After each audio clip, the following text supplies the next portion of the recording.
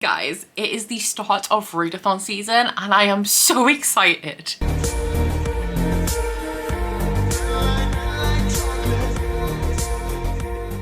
So there are two readathons that I'm going to be participating in the month of April, and April is a fantastic month for readathons in general, but also for me to participate in a readathon because I have a lot going on this year, but it all kind of starts in May, so April very much feels like the calm before the storm, and I'm hoping to get a ton read, which I feel like these two readathons are really going to help with because they're going to keep that motivation up there, especially because I'm co-hosting one of them. So we're going to start by talking about the two readathons, and then we will go into my TBR, which is actually going to be like my TBRs have been for the rest of the year so far. It's going to be like my minimum requirements, the things that I have to read, and I have 5 books that I have to read this month and 3 maybes that I will potentially get around to. And for the rest of the prompts for the readathons that I'm participating in, I very much just want to be mood reading to help keep that motivation up there. And I will pick books for the rest of the prompts that I need within the vlogs, because throughout the month of April I'm not going to be doing any big project vlogs because of these two readathons. I'm just going to be doing weekly reading vlogs. The first readathon that I'm participating in is the one that I'm co-hosting, which is Realmathon. If you guys remember last year, this is a readathon that is created by Cassidy from Covers with Cassidy, where you have 4 teams that represent 4 realms, and each of the realms are competing against each other. Now for this round, it is because there is a rift opening in space and time, and only the winning realm will remain. The rest of them will cease to exist. So you are fighting to gain points for your team so that you will be the last one standing. Every realm represents a genre, and alongside Kaylee from Kaylee's Books, I am going to be the co-host or the co-leader of Enya, which is the fantasy team. Now if you don't read fantasy, you can still join Enya. It's just if you do read fantasy in the fantasy team, you will also get bonus points for your team. And the idea of the readathon is that the books that you read generate points that will either add to your team's points or detract from a different team. So obviously with both of these readathons, I'm not going to be the best person to explain them because they're not my readathons. So I will link the announcement videos down in the description box where you'll get all of the information that you need in a much less confusing way if you guys do want to participate. So because I am a co-host of Realmathon and I am very slightly competitive, I want to succeed because we lost last year and I wasn't happy about it. I am also going to be hosting a bunch of sprints throughout the month for Realmathon. The first ones of these are actually going to be on the Tuesday after this video, so stay tuned if you're interested and if you want to join me for some productive reading sessions. So when we get to the TBR section, I will be letting you guys know like my minimum points that I can either gain for our team or detract from another team for Realmathon. Bear in mind that there are some prompts that like I won't know if my book fulfills it until I finish them. Like one of the prompts is a book with mental health rep, a book that's own voices and that kind of thing. But there is other stuff that you can tell, like a book with a word in the title that's also an emotion. There's one where you like spell your name within like the title and the author name on the book cover. There's like a book with a map, a book with a dark cover, an ebook, and all that kind of situation. So I won't be going into what prompts each book fulfills. I'll just let you know the total minimum points that that book will get. So the second readathon that I'm participating in is of course the magical readathon, which is my favorite readathon of all time. I've participated in every single round and we are back at the spring equinox. So this one is created by the wonderful G at Book Roast, who puts so much work into this readathon and I truly appreciate it every single time. And this can be overwhelming, but G has just done a couple of videos for beginners to watch so they know how they can jump into this readathon because it's like super immersive. It's an RPG style readathon where you pick a calling, which is essentially a career, and you attend a magic school. So for each calling there is a series of classes that you have to pass to become qualified for that calling. So with every year that you participate, you excel the level of your career. So last year I qualified to become a demonologist, which means I'm now a novice demonologist, and if I choose to follow the demonologist path again, then I will qualify this year to become an apprentice. So demonology is the career path that I'm going for, but I do have a stretch goal like I did last year. I didn't make it last year. If I do complete all of the prompts that I need for demonology, there are 3 additional classes I can take to instead become a necromancer. So that is the goal. Once again, I will link the announcement videos down below because G obviously does a better job of explaining this than I do. But essentially I have to pass 6 classes, aka fulfill 6 prompts to become a demonologist. I believe that there are 12. Oh, there's 14 classes in total. cycle. So essentially what I'm aiming to do is read all the books I need for Demonologist and then complete the rest of the syllabus, because when it comes to Magical Readathon, I am an overachiever. And the great thing about these two readathons is because Realmathon doesn't have concrete prompts, you can easily double up by picking your books based on your Magical Readathon prompts and then using them to generate prompts for Realmathon. So that was a lot. April is a lot, but I'm here for it. Two of the best readathons on BookTube. I'm telling you now, you need to participate. So the first thing we're going to do actually is draw my Inner Circle Patreon pick for the month of April in case it changes anything, because this could fit a prompt that is currently unfilled or fit a prompt better than something that I currently already have in for it. So we're going to go with this first. If you are a member of my Inner Circle tier on Patreon, which I believe is currently full, so thanks guys, that is truly an honor. But if you are a member of that tier, then you can recommend a book that goes into this pot and I pull one out every month, and theoretically I read it in that month. As you guys are about to find out, I've not been as successful in that as I would like to be, but let's see what this month's is. It is once again very full. I have tipped everything out and remixed it up, so I'm not going to dig too far because I just don't want to pick them all up off the floor. But we'll go with, oh, this is an old one. We'll go with this one. It's yellow, which means it was put in here before 2023. Let's see what we've got. Oh, damn. Bex. Oh my God. That is pain. That is... I'll just go get that one. So I do kind of take back my slander of Bex, because looking at this now, this does actually fulfill one of the empty prompts I had that I need for Magical Readathon, and it also does get me a whole ton of prompts for Realmathon. So this one is a very, very well-loved book, a well-loved series that I want to read it, I just haven't gotten around to it yet. And it's also the start of a new series, a thick adult series where we know I'm trying my best to read sequels and not start new series, but y'all are just thwarting me at every turn. I think from what I remember, if I'm wrong, it's fine. It's about a woman who finds a manuscript in a library in Oxford, and the manuscript, does it transport her to a historical world, and it has like paranormal creatures in it, like witches. I'm assuming that the main character does turn out to be a witch or has ancestors that are witches. And it also has demons and vampires. I know that this has a romantic plot in it, and I know that it has some historical elements, and it's the historical element that has me a little bit worried. I've also heard that like it's quite a slow burn in terms of getting into the story, but generally people tend to really enjoy it by the time they get to the end of this first book. So for Magical Readathon, I have this in for a key class that I need to pass, which is Demonology, and the prompt for that is a book compared to your favorite. This is, I would still count it,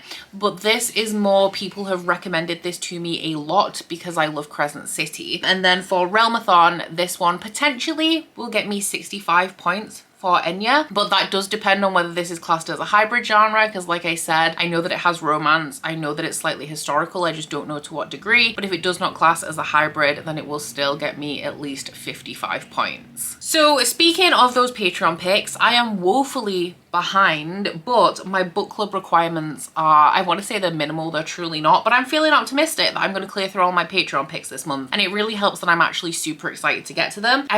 February was my downfall. I fell behind on all of my book clubs, and because of that I played catch up throughout the majority of March. But the first one of those Patreon picks I need to get to is Jenna's pick, which is once again The Unspoken Name by A.K. Larkwood. This one is an adult fantasy that is about a girl who is part of a death cult. Yeah, she has to climb a mountain to sacrifice herself at the Unspoken One shrine, but she meets a sorcerer up there who offers her a better deal and the opportunity to live and become his thief, spy, and assassin, and she takes it. Still really, really excited to get to this one. Like I said, I've just been behind. This one I currently don't have in for a Magical Readathon prompt, but there are a few Magical Readathon prompts where you have to select a book randomly that this one could end up fitting for. One is where you flip a coin, and depending on the result you have to read a fiction or a non-fiction. I'm obviously hoping for fiction. One is where you match your outfit to a book's cover, and I mean, as you guys can tell, I wear a lot of black. And one is where you close your eyes, shuffle a stack of books, and then just point at a random one. So I'm hoping that this will end up for one of those prompts. And for Realmathon, this will get me a minimum of 43 points for Enya. Veronica's pick for March is one that I'm terrified and and very, very excited to read at the same time, and that is Iron Gold by Pierce Brown. This one is the 4th book in the Red Rising series, and it is the 1st book in the 2nd story arc, which I believe is set approximately like 10-15 years after the events of Morningstar. So this one is a sci-fi, dystopian and fantasy kind of series. It has very large elements of all 3 genres. Obviously I do know dystopian is a sci-fi subgenre, but regardless, the very first book in this series is following a guy called Darrow, who is in a red in a solar system with a very strict color cast system, with reds being right at the bottom and golds at the top. So as a red, Darrow is tasked with mining for helium-3, which is very dangerous, but he believes that his people are doing this so that the solar system can be terraformed. However, after Darrow's wife makes herself a martyr to spur Darrow into action, he heads to the surface of Mars and finds out that the planets and the solar system have been terraformed for a very long time, and his people are essentially being kept in slavery. So Darrow then infiltrates the Golds with the idea of breaking them apart from the inside. One of my favorite series of all time. Very excited to continue this one. I'm also a little bit scared. I'm a lot terrified. What if Darrow dies at the end of this series? It could happen. It's Pierce Brown, you know? But this one I have in for Conjuration, which is a book recommended by a friend. However, I will say that there is another prompt that this fits perfectly for if I get around to it, which is alchemy, and that is to read a book with a metal in the title. I do have a backup book for that prompt, but this is literally perfect because it has both iron and gold, so keep that in mind. Not that you have to, because it's not your TBR, but for Realmathon this will get me a minimum of 58 points for Enya. I am cashing in with the big books this month. Big books as in like money, not as in big books,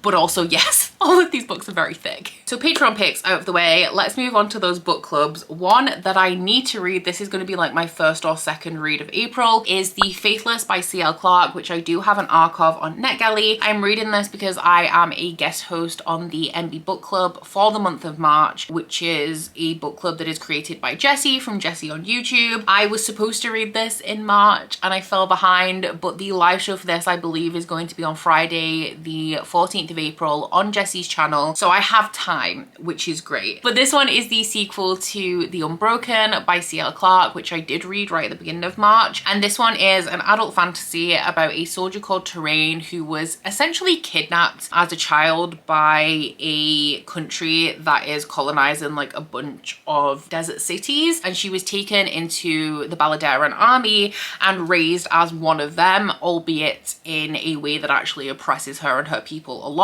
And she really believes in Balladeer and that they are civilizing all of these like free cities, until she is stationed in one of these cities, the city that she was actually taken from, as a soldier to help to quell a rebellion. And she finds out that maybe like the life that she's lived has been a lie. We do have a secondary perspective in here as well, who is the Princess of Balladeer, and she is trying to get her throne off her uncle who is sitting as regent, and he just really doesn't want to give it to her. So she's trying to quash this rebellion to prove to him that she is a worthwhile ruler. And there's also a romantic sapphic plotline throughout there as well. So in terms of magical readathon, The Faithless is going to be my book for lore, the prompt for which is to read a book with a map. This is one of the core subjects that I need for demonology, and then the minimum amount of points that this will get me for Realmathon is 34 points to take away from a different realm. I'm also going to be a guest host on the Literature Book Club for the month of April, which is a romance book club that was created by Steph from Steph Loves, and the book for April is The Intimacy Experiment by Rosie Danan, which I have recently acquired because Rosie Danan is going to be an author at Rare, which is a romance festival that I'm going to be attending in London in July. So this one is technically a sequel. I think the first book is The Roommate, which I also have, but they are a series of standalones and I'm not that bothered about being spoiled for The Roommate. I feel like there's a limited amount of spoilers you can get when it comes to like standalone romance series. So I'm just going to jump straight into this one because it's the Literature Book Club, and then I'll backtrack to The Roommate eventually. But this one is about a woman who has a sex positive startup, I believe, and she's wanting to expand that and turn it into like live lecturing and stuff, but she doesn't really know how to do it. And she teams up with Ethan Cohen, who is the rabbi of his own synagogue. However, he needs funds for the synagogue, so he teams up with Naomi to achieve that, and it's a romance between the two of them. I currently do not have this in from my magical readathon prompt. As I mentioned, there's a handful of those random selection prompts available, and for Realmathon this will get me a minimum of 16 points to take away from a different realm. Moving on to my book clubs, we are up to the last of my mandatory reads before we head into the 3 maybes. So the final mandatory read is of course Before They Were Hanged, Before They Are Hanged. I always get confused about the 2 middle words in this title. I have ordered this book, it's on its way to me, but it's Before They Are Hanged by Joe Abercrombie,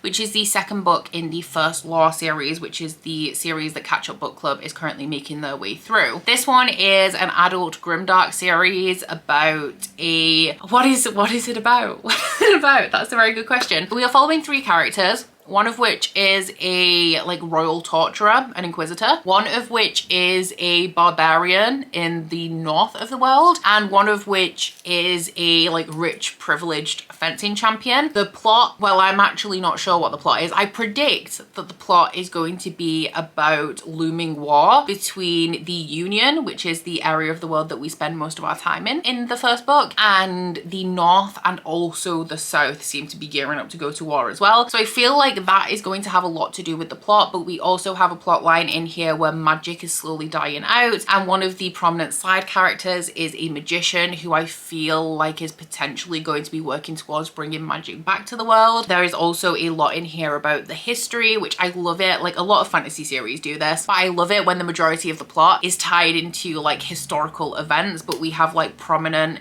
historical events and figures that are playing a part, like have an impact on the present day. And yeah, it's grimdark. So that's Before We Are Hanged. I do have this in for Inscription, which is one of the classes that I don't need for demonology, but I do need for necromancy. And the prompt for this one is to read a book from your top/highest shelf, which, because like these shelves here are the tallest in the room, they go almost all the way up to the ceiling, and they're alphabetical by author name. So both Before We Are Hanged by Joe Abercrombie and also Iron Gold by Pierce Brown belong on that very top shelf and are both eligible to fulfill this prompt. And for Realmathon, this one is going to get me a minimum of 24 points to take away from a different realm. So moving on to our maybes, we have 3 of them. One is once again a book club pick that I am so excited to get to that I think I'm going to end up squeezing it into April. I don't need to read it in April, but it gets me a ton of points for Realmathon and also would fulfill one of my demonology prompts. But that one is Blood Solace by Viola Roth, which is the second book in the Blood Grace series, and this is the series that my Patreon book club, the Alpha Ho book club, are currently making their way throughout 2023. So this series, I am currently 400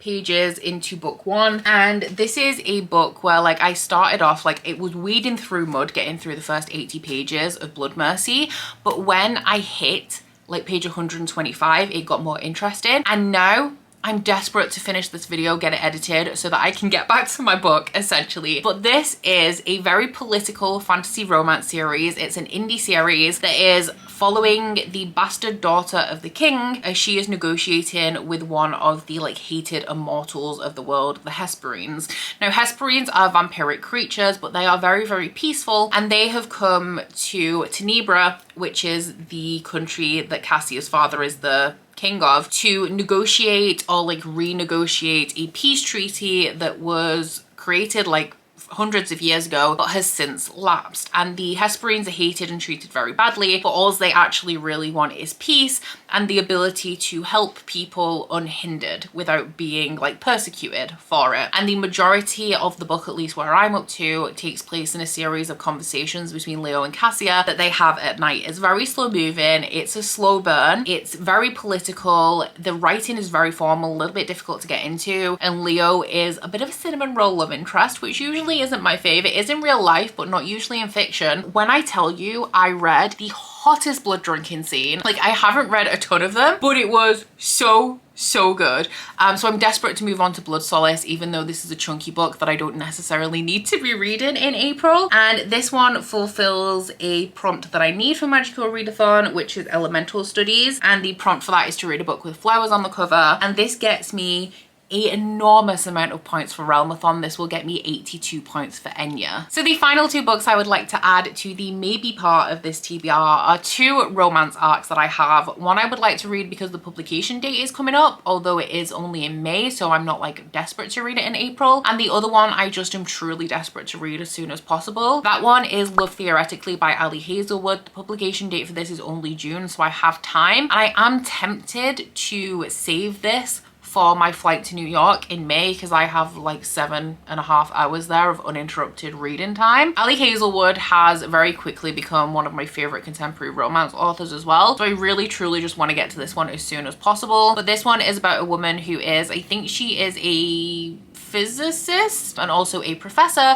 but she moonlights as a fake girlfriend, and the brother of one of the people that she's regularly fake dating is on the MIT board where the main character is applying to attend. So it is normally Ali Hazelwood books are like an enemies to lovers or more like a hate to love kind of situation, but also we do have an element of fake dating in here, but not actually with the love interest. I love Ali Hazelwood books and I'm just so excited to get to this one. Hopefully April will be the month, but if not, like I said, I do have the perfect opportunity in May because I don't actually read a lot. Like I think I'm gonna read a lot when I fly, and I actually tend to read nothing, so I feel like a book like this and also something that I do have an ebook of will be the perfect plain read. That one, once again, I don't currently have in for a magical readathon prompt, although there are a couple that it would potentially fit. And for Realmathon, this would get me a minimum of 25 points to take away from a different team. And then the final one that I have is Gwen and Art Are Not in Love by Lex Kircher. This one is a YA romance, a fantasy slash historical kind of romance, I would say. There is a retelling of Guinevere and King Arthur, but it is queer, and it's also like the press release on it says it's not like a direct retelling, it's just like heavily inspired by this. So don't expect it to have like any like historical accuracy to it. It's more like a fun story that is set in Camelot in that time period with characters that are loosely inspired by Guinevere and Arthur.